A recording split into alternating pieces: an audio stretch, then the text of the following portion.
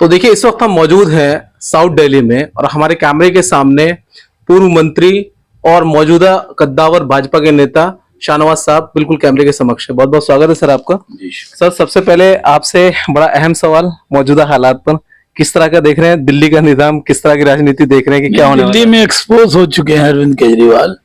वो income tax commissioner थे, सपरिवार गजेटेड ऑफिसर थे, कभी वो आम आदमी नहीं थे। एक रंग का शर्ट पहन के 10 मफलर बांध के वो आम आदमी हो गए थे। लोग ठगा हुआ सा महसूस कर रहे हैं। दिल्ली में शराब की नदी बहा दी, दिल्ली को बर्बाद कर दिया। आज देखिए हजरानी इलाके में कोई भी सड़क बनी हुई नहीं है। जो मेन रोड पे काम है वो सब केंद्र सरकार का है। जो स्टेट गवर्नमेंट को करना है, मालवीय नगर विधानसभा का क्या बुरा हाल किया है। तो दिल्ली के लोगों ने मन बना लिया, देख लिया। शीला जी ने तो बहुत काम किया था, हम लोग विपक्ष में भी थे, तब भी शीला दीक्षित का काम बोलता था और काम के बल पर ही वो 2 बार 3 बार हम लोगों से जीत गई थी। लेकिन ये तो निकम्मे सरकार है, निकम्मे लोग हैं, सिर्फ जबान दराजी करते हैं और कुछ नहीं करते। तो यहाँ भी हम लोग मालवीय नगर भी जीतेंगे और अब सब समाज का वोट है, क्योंकि हर किसी को डेवलपमेंट चाहिए। वोट से जन्नत दोजख नहीं मिलती, दुनियावी जो दोजख बना रखा है केजरीवाल ने, उससे हम निजात पाएंगे। शाहनवाज साहब, लेकिन बड़ा अहम सवाल यहाँ पर यह भी उठता है कि कहीं ना कहीं भाजपा दिल्ली की केंद्र सरकार जो है वो केंद्र से दिल्ली के यानी देश की राजधानी से 25 साल लगभग सत्ता से दूर है। और लास्ट तो ये हुआ कि एमसीडी का चुनाव भी पिछले 2 साल पहले जो है आपके हाथ से एमसीडी भी चली गई। तो ऐसे में सर नहीं देख रहे कि एटलीस्ट चाहे देश के अंदर कहीं भी आपकी कितनी स्टेटों में सरकार आ रही हो, लेकिन दिल्ली में ग्राफ बढ़ नहीं पा रहा भाजपा का। क्या वजह है कि दिल्ली वासियों पर 25 साल से हमारे पास थी और अभी 21 लोकसभा जीते हम, 14 में 7, 19 में 7, 24 में 7। कांग्रेस और आम आदमी पार्टी मिल गई थी, तब भी बुरी तरह हराया हमने उनको। तो जब हम लोकसभा में जीत सकते हैं तो विधानसभा में, क्योंकि अरविंद केजरीवाल के जो भरम की वजह से लोग इकट्ठे हो गए थे उनके साथ, वो भरम टूट गया है। अब लोग हमारे साथ हैं, जो डेवलपमेंट चाहता है वो हमारे साथ। अच्छा सर, एक बड़ा आरोप आपने ये भी लगाया कि दिल्ली का पानी को लेकर, नदी को लेकर आपने जो है, आपके कार्यकर्ताओं ने जो है अरविंद केजरीवाल की जो है वो उसके अंदर मूर्तियां बहाई, उसके फोटोग्राफ्स बहाए उसके अंदर। क्या मैसेज देना चाहते हो ये नदी को लेकर? कि जहर डाल दिया, ये तो पाकिस्तान भी नहीं डालेगा, अपना ही स्टेट डाल देगा जहर। कितने बड़े झूठे हैं अरविंद केजरीवाल के, कह रहे थे कि जहर डाल दिया हमने, पानी रोक लिया। कहाँ रोक के कहाँ ले गए? खेत में। इतना बड़ा झूठ बोला। ऐसे झूठे आदमी को कभी मुख्यमंत्री के पद पे होना चाहिए? सर लेकिन एक्स सीएम जो है केजरीवाल लगातार रोज प्रेस कॉन्फ्रेंस कर रहे हैं, 2 से 3 प्रेस। सर बीमारी है वो, और सर हर बक बक करने की बीमारी है, ओरल है बीमारी है वो। इस तरह की शुरू से बीमारी है, खूब बोलने की। मीडिया बुलाओ, वो दो, अगर मीडिया ने दिखाए तो पेड न्यूज दिखाओ, ये तो उनका धंधा है ये। तो सर एक आखिरी और अहम सवाल पर क्या मैसेज देना चाहेंगे कि उन्होंने कहा कि दिल्ली का क्राइम रेट जो है वो कहीं ना कहीं दिल्ली पुलिस जो है वो अमित शाह के अंडर में आती है, गृह मंत्री के अंडर में आती है, और दिल्ली का एक के बाद एक क्राइम रेट बढ़ता गया है। तो क्या क्या कहना चाहेंगे सर? देखिए दिल्ली के अंदर सब कुछ कंट्रोल में है, जो अपराध होता है उस पर कार्रवाई होती है। और दिल्ली के अंदर अरविंद केजरीवाल बहाना न करे। शीला दीक्षित थी तो कहाँ बहाना करती थी? ये बहानेबाज हैं और इस बार लोग पहचान गए हैं, इनकी विदाई तय है। मालवीय नगर से सतीश उपाध्याय जीतेंगे। चलिए बहुत बहुत शुक्रिया।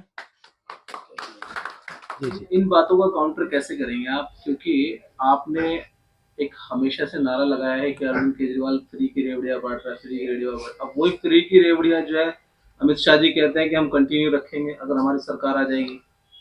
तो आप भी कहीं ना कहीं जो है वो आम आदमी पार्टी के सबसे बड़ी पार्टी होकर जो आम आदमी पार्टी की पैटर्न पे जो है चलने की कोशिश कर रहे हैं। नहीं, हमने तो जो है, हम तो ये वाली सब योजनाएं जो है ये हरियाणा में भी हमने चलाई हुई है। ये हमारी एक लाड़की बहन योजना जो अभी महाराष्ट्र में नजदीकी चुनाव हुए वहां पर भी हमने चलाई हुई है। तो हमारे बहुत सारे जो राज्य हैं वहां पर ये सब योजनाएं चल रही हैं।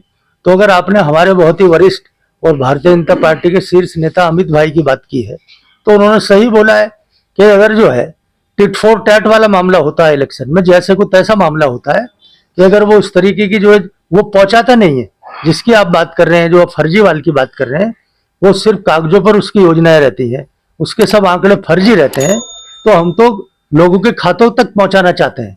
क्योंकि ये हमारे प्रधानमंत्री जनधन खाते के लिए हमारे प्रधानमंत्री आदरणीय नरेंद्र मोदी जी ने ही सबके खाते खुलवाए थे।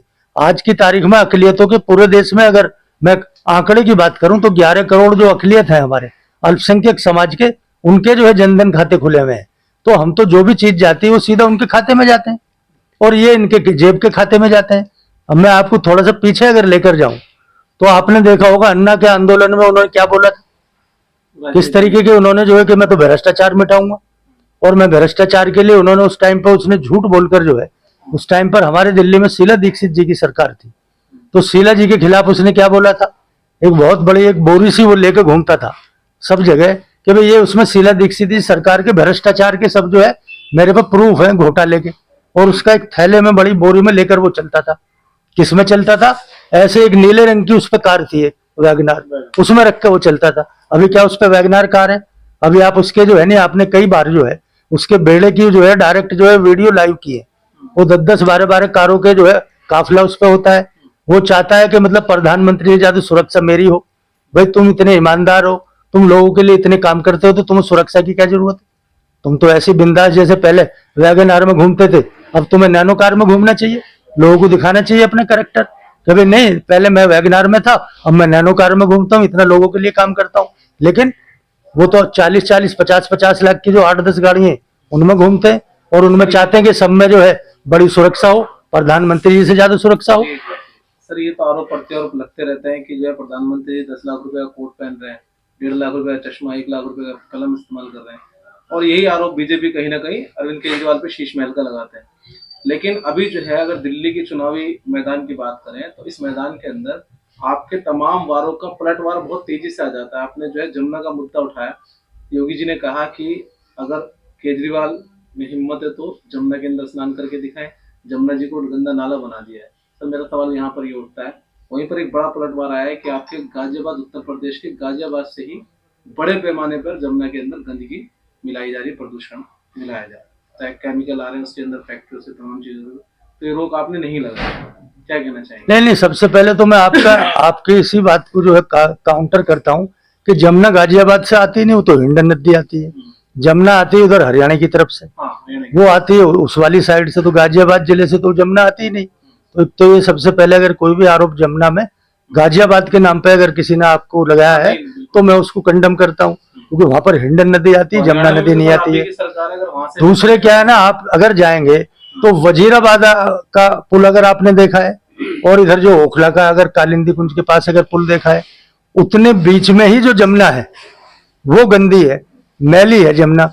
अगर उसको आप पार करके जाएंगे तो आपको वहां पर साफ पानी नजर आएगा। पानी घोटाला, दिल्ली जनता को पानी क्या दे रहे हो? हमारे छोटे बच्चे हैं जिनका जीवन अभी पैदा हुए हैं, उन्होंने जीवन बहुत लंबा करना है, उनके लिए पानी क्या, जो झुग्गी झोंपड़े रहने वाले लोगों के लिए क्या पानी मिल रहा है? मजबूर है बेचारे, एक रोटी खाने के लिए दर दर घूमते हैं, पानी कहाँ से पियेंगे खरीद कर? आज 30 रुपए की बोतल हो रही है दिल्ली के अंदर, और लोग 100 रुपए की बोतल भी ले रहे हैं। ये क्यों ले रहे हैं भाई? आपका पानी तो फ्री का है, और दिल्ली के जो जनता बैठी है वो पानी कौन पिलाएगा? आपने वादा किया था पानी देने का, बिजली देने का, सड़क देने का, शिक्षा देने का। आपके मनीष जी के बेटे कहाँ पढ़ते हैं पता है आपको? लंदन में। आपने कहा था दिल्ली को लंदन बनाऊंगा, मैं पेरिस बनाऊंगा, तो अगर दिल्ली लंदन बन गई है, दिल्ली पेरिस बन गई है, तो मनीष जी के बेटा विदेश क्यों पढ़ रहा है? क्यों पानी बाहर से आता है आपका? दिल्ली पानी क्यों नहीं पीते हो? अरविंद केजरीवाल जी का पानी बाहर से आता है, दिल्ली का पानी नहीं है, वो विदेश से पानी आता है उनका। क्यों? एक इससे पहले आपने बड़ा गंभीर आरोप लगाया कि आपने हवा गंदी कर रखी है दिल्ली की, उसमें आम आदमी पार्टी का क्या रोल है, जरा वो भी समझाएं हमें। हाँ बिल्कुल बिल्कुल बिल्कुल। वो तो ऑड इवन भी लेकर आते हैं, कोशिश करते हैं कि स्मोक टावर बनाए, वो अलग बात है कि वो फेल हो गया स्मोक टावर, लेकिन कोशिश उनकी निरंतर बराबर लगी रहती है, कभी ऑड इवन करते हैं। लेकिन बड़ा आरोप बल्कि उल्टा आपके ऊपर है कि कहीं ना कहीं आप जो हरियाणा के किसानों पर कंट्रोल नहीं कर पा रहे, उनको भी जाके कहीं ना कहीं तरकीब अरविंद केजरीवाल जाके बताते हैं। आपका राज्य है, बीजेपी सरकार हरियाणा के अंदर है, जब भी पराली जलती है वहां पर, तब जो 1 डेढ़ 2 महीने के लिए दिल्ली के पॉल्यूटेड हो जाता है बहुत ज्यादा। बिल्कुल ठीक कहा आपने। हमें पता है कि 2 महीने सर्दियों के यहाँ आएंगे। क्या कदम उठाया केजरीवाल जी ने, मुझे बता दें जरा। सर्दी के लिए जो पॉल्यूशन आता है, क्या कदम उठाए, क्या क्या कदम उठाए हैं कि हम इसको रोक पाए? क्या नीति बनाई है? क्या कोई इन्होंने विधानसभा में कोई मीटिंग करी कि अभी सर्दी आने वाली है, हम क्या योजना ला रहे हैं? कुछ नहीं, केवल सोकर और हरियाणा के ऊपर डालकर या यूपी के ऊपर डालकर बच नहीं सकते हो। आपका कंस्ट्रक्शन क्या मापदंड क्या है? आपके जो गाड़ी के जो पॉल्यूशन है वो क्या मापदंड है? आपके ऑटो का क्या मापदंड है? आपके एसी का क्या मापदंड है? कोई योजना लाते हो आप? नहीं लाते हो। केवल हरियाणा ने पानी फेंक दिया, हरियाणा ने प्रणाली जला दी, उत्तर प्रदेश से पानी आ गया या आसमान से बारिश आ गई, ये आपका ये झूठ का फैलावा। आप मुख्यमंत्री हैं, आपने दिल्ली है और दिल्ली वासियों को दम घोटा है। मेरा आखिरी और अहम सवाल आपसे, क्योंकि आपने बड़ी दुर्भाग्य से एक बात कही कि अरविंद केजरीवाल ने आपके, जिसके आप आज के टाइम में इस्तीफा कर रहे हैं, जिस कौम के लिए आप पूरे हिंदुस्तान में घूम रहे हैं, जगह जगह आप अपने सदस्य बना रहे हैं, पदाधिकारी बना रहे हैं, और मैंने कई जगह के अलग अलग स्टेटों की कवरेज किया आपकी। मेरा एक अहम सवाल ये है कि अगर दिल्ली के 15% या 18% जो मुस्लिम हैं, उनके लिए अगर आपकी सरकार आएगी, बीजेपी सरकार आएगी, तो आप क्या वादे कर रहे हैं ऑन कैमरा, वो जरा मुझे हाँ, बता दीजिए। बिल्कुल ठीक कहा आपने। आपने उनकी जरूरतों को समझा है कि आप क्या डिमांड करेंगे केंद्र सरकार से अगर वो राज्य की भी सरकार बनती है? हमारे समाज के युवा, हमारे समाज की बेटियां जिनके पंख लगने हैं, केजरीवाल ने काटे हैं, उनके लिए योजना लाएंगे। शिक्षा के योजना है कि हमारे बच्चे जो आज 50-60 आईपीएस बनने हैं, इसके कई गुना बढ़ेंगे, क्योंकि प्रदेश पढ़ाओ ऐसी योजना है, विदेश पढ़ाओ प्रदेश ऐसी ही योजना है हमारे बच्चों के लिए। और जो वजीफा है, जो मदद है, जो स्कॉलरशिप है, वो नहीं दे पा रही है केजरीवाल सरकार। मुझे बता दे दिल्ली की जनता, दिल्ली के मेरे मुस्लिम परिवार बता दें कि कितनी जो योजना भारत सरकार की हैं, जो अल्पसंख्यक मंत्रालय की हैं, कितनी योजनाएं लागू हो रही हैं, नहीं लागू हो रहे, केवल लोग परेशान करना चाहते हैं। केवल ये मकसद है। भाजपा आएगी, जो और राज्यों में जो योजना लागू हो रही है, मैं तो विदेश से आता हूँ, बड़े विभाग कहना चाहता हूँ, 30%, 40%, 50% जो योजनाएं मिल रही है समाज को मिल रही है। अगर मकान मिला है एक गाँव में, 50 मकान मिले हैं, जितने भी गरीब हैं उनमें से मुसलमान का नाम भी होगा। मकान देने का काम किया है, शौचालय देने का काम किया है, किसान सम्मान निधि देने का काम किया है, बहुत सी योजना है, मैं गिनाता रहूँगा, सबको देने का काम किया है। वो सेम योजनाएं दिल्ली में लागू होंगी। और मेरा समाज जो ठेली पटरी पे काम करता है, एमएसएमई के माध्यम से और विश्वकर्मा योजना के माध्यम से, चाहे फूल बेचने वाला हो, चाहे फल बेचने वाला हो, चाहे बार्बर हो, चाहे धोबी हो, चाहे कुआं खोदने वाला हो, उस सब के लिए योजनाएं विश्वकर्मा, बिल्कुल, और एमएसएमई के माध्यम से उसको हम ऊपर बढ़ाएंगे।